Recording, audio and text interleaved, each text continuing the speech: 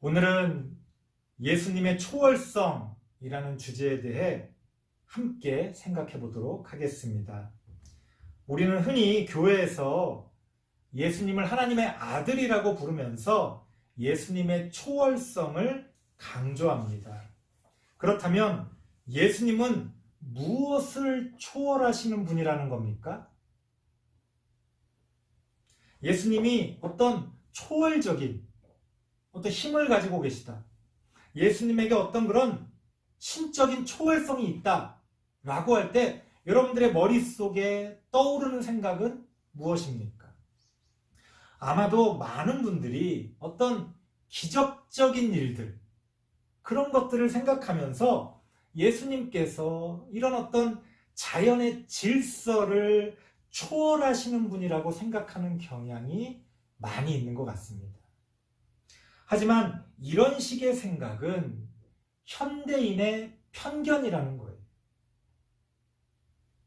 과거의 사람들은, 그러니까 예수님 당시의 사람들은 그런 어떤 과학적인 사고가 없었습니다. 오늘날 우리가 생각하는 것 같은 그런 이거는 말이 돼, 이건 말이 안 돼, 과학적으로 이거는 불가능해, 이런 식의 생각이 없었다는 거예요. 예수님 당시의 사람들에게는 어떤 초자연적인, 어떤 기적적인 현상들이 그 자체가 어떤 과학을 초월하기 때문에, 어떤 자연의 질서를 초월하기 때문에 특별했던 것이 아니라, 그런 기적은 충분히 있을 수 있는데 그런 기적이 어떤 의미를 담고 있느냐에 따라서 특별한 것으로 받아들였습니다.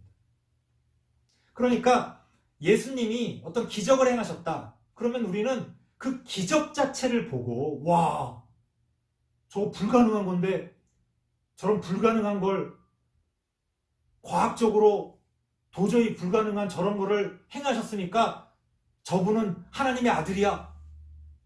이런 식으로 믿지 않았다는 거예요. 오히려 그러한 기적을 통해서 그분이 어떤 분인지에 대한 관심을 불러일으킬 뿐이지, 기적을 행했으니까 어떻고 기적을 행하지 않았으니까 또 어떻다라는 그런 지금 오늘날과 같은 그런 과학적인 어떤 생각들을 가지고 있지 않았다는 겁니다.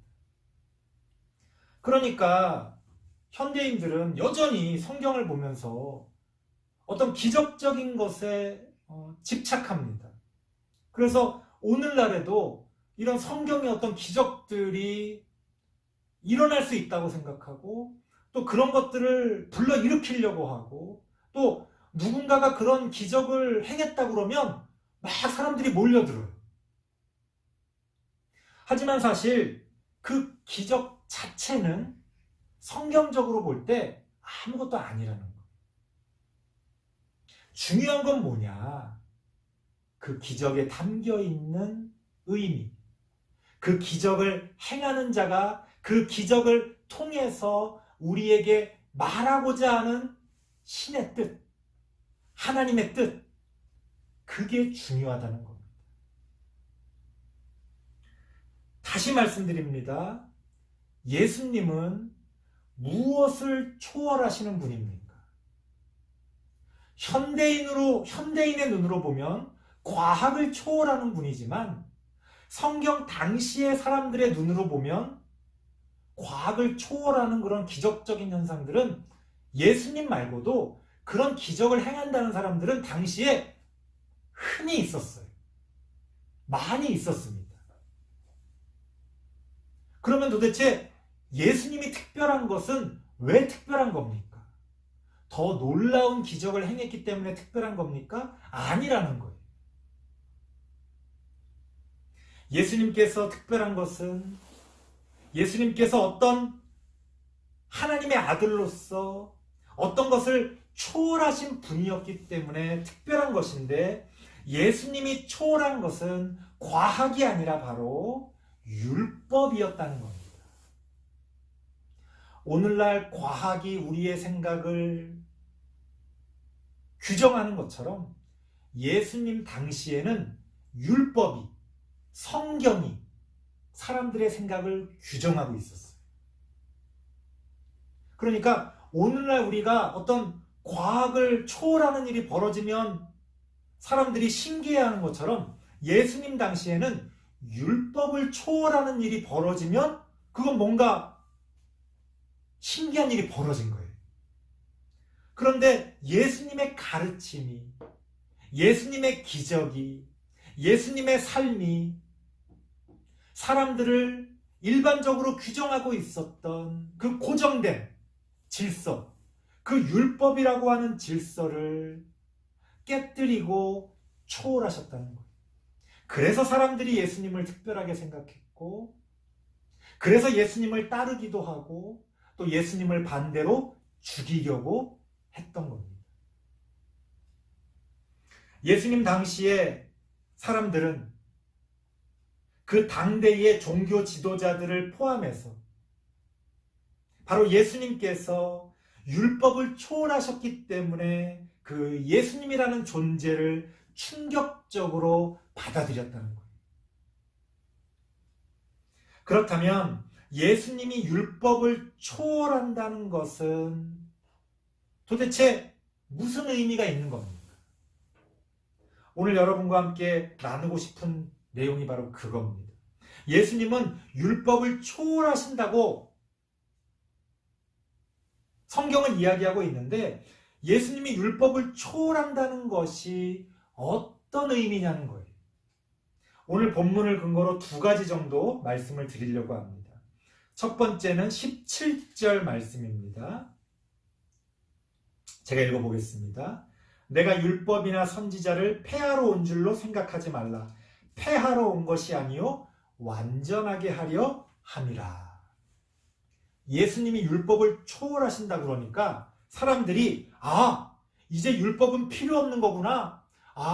예수님께서는 율법을 다 깨부수시고 버리시는 분이구나. 새로운 어떤 거를 주장하시는 분이구나. 그렇게 오해를 한 사람들이 있었어요.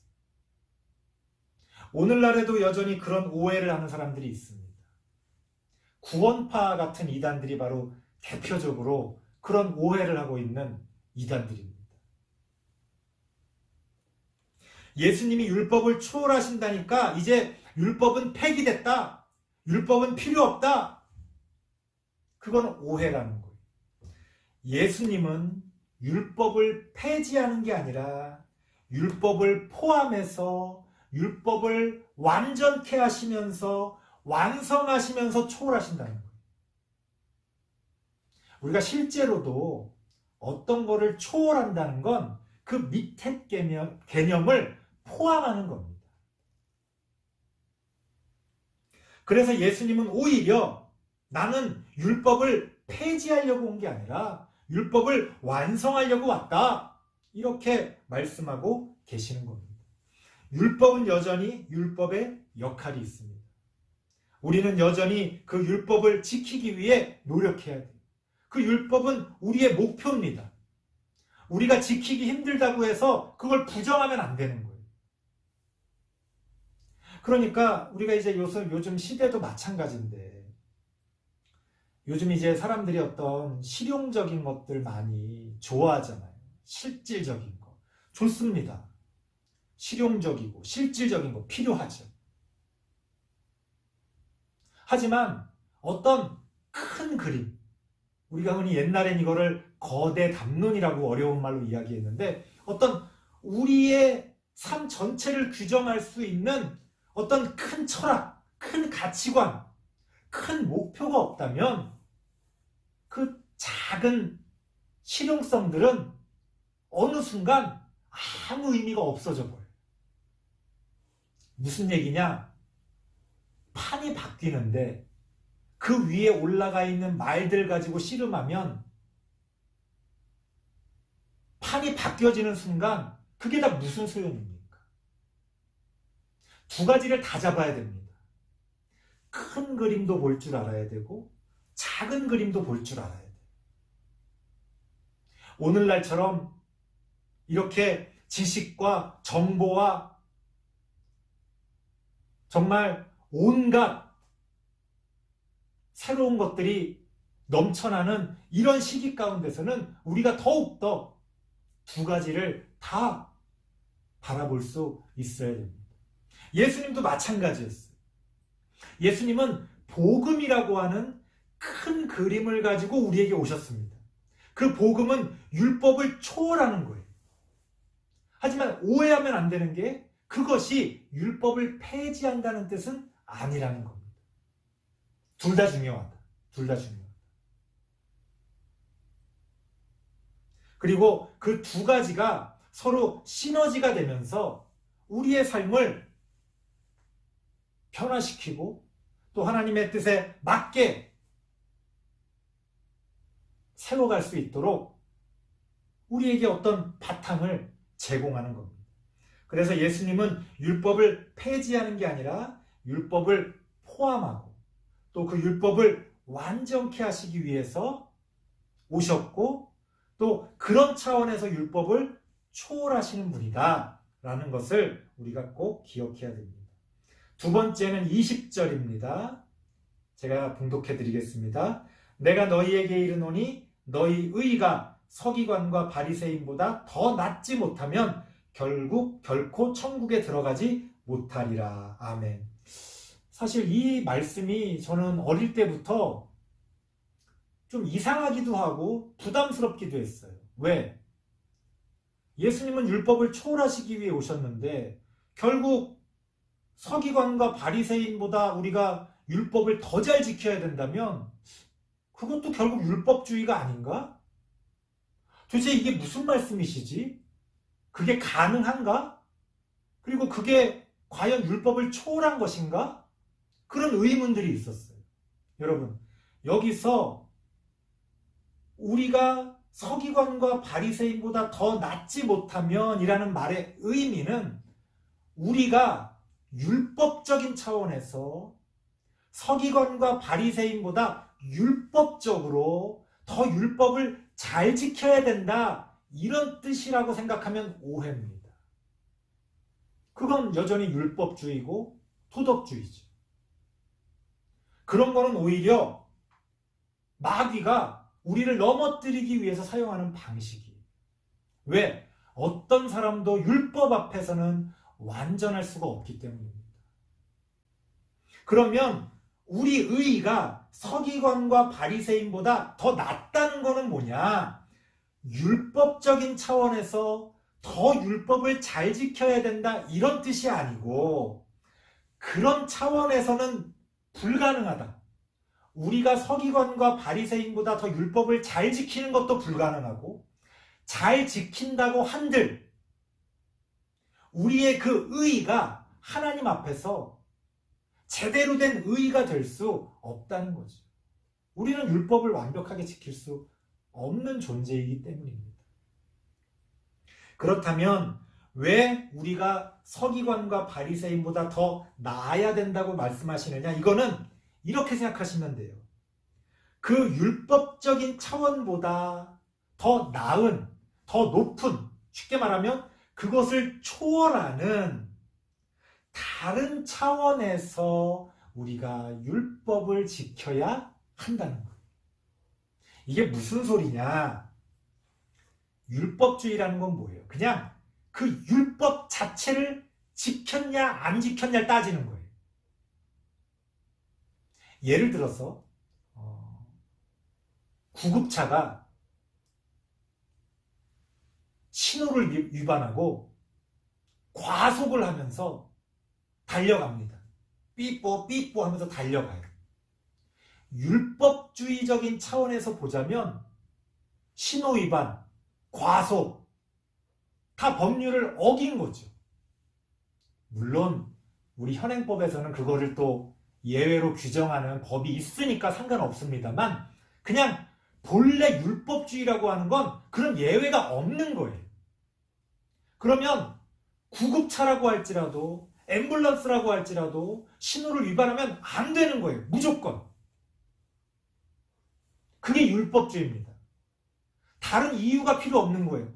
사실은 이런 사정이 있었고요. 사정을 듣지 않는 거예요. 그 법에 따라서만 판결을 내리는 거예요. 그게 율법주의입니다. 우리가 율법을 지킨다는 것은 이제 더 이상 과거의 율법주의적인 차원에서 지키는 게 아닙니다. 복음을 통해 하나님의 말씀을 가지고 우리를 깨우쳐 주시고 우리를 가르쳐 주시고 우리에게 지혜를 주십니다. 우리의 마음과 우리의 생각이 거듭납니다. 성장합니다. 그러면서 그 율법의 뜻을 지키는 거예요. 율법의 규정, 그 행위를 지키는 건 낮은 차원의 율법주의적인 차원의 행함입니다. 하지만 복음을 통해 율법을 초월하여 율법을 지킨다는 것은 그 율법의 본래 뜻을 지키는 거예요. 무슨 얘기냐?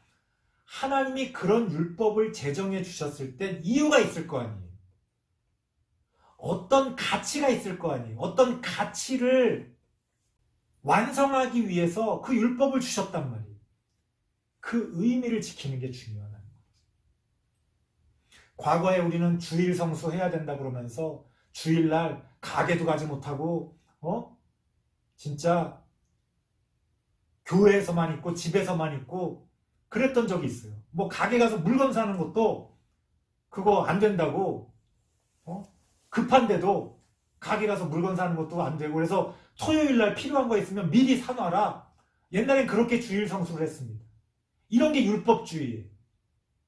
주일 성수라는 게 뭡니까? 그 뜻이 뭐예요? 왜 하나님이 우리에게 주일 성수를 하라고 하십니까?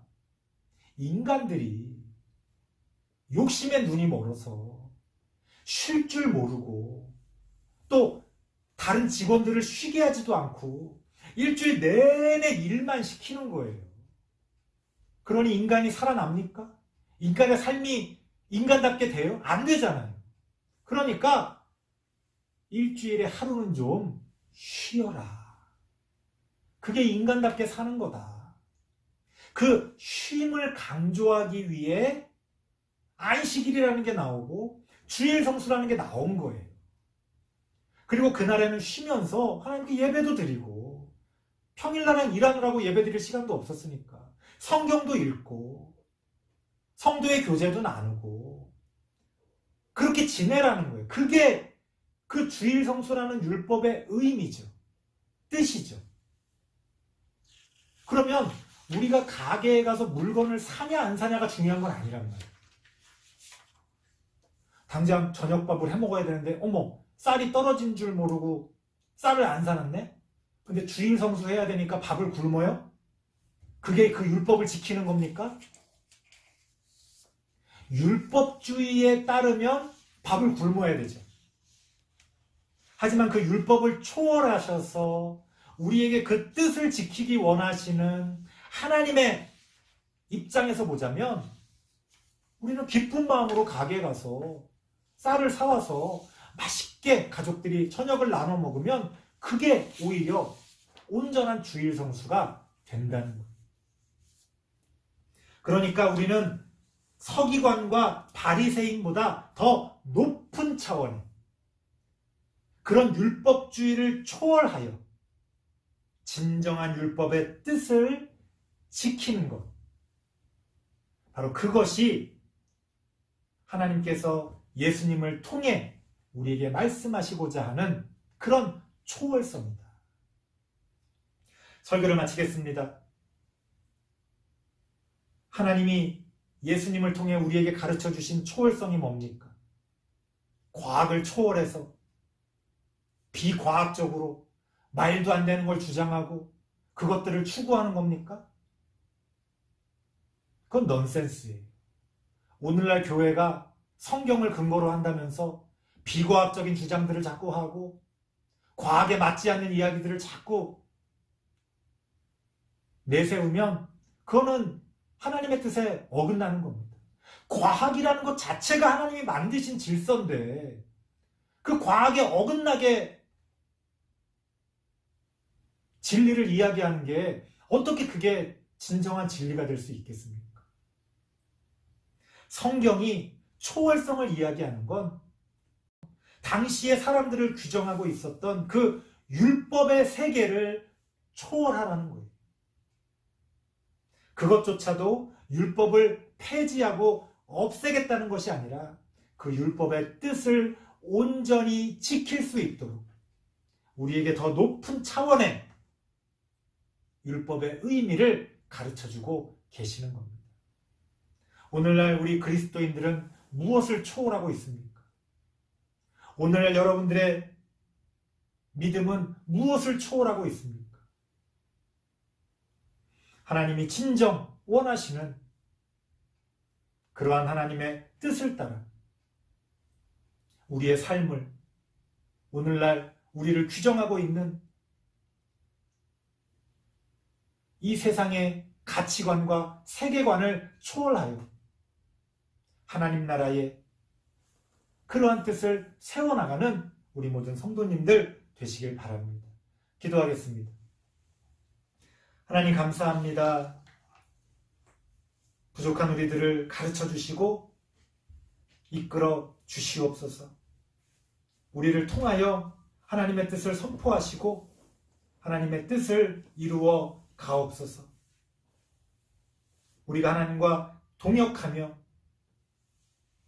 우리의 삶의 순간들을 통하여 하나님께 영광 돌리는 우리의 삶이 되어질 수 있도록 하나님 함께하여 주시옵소서. 예수님의 이름으로 기도드리옵나이다. 아멘.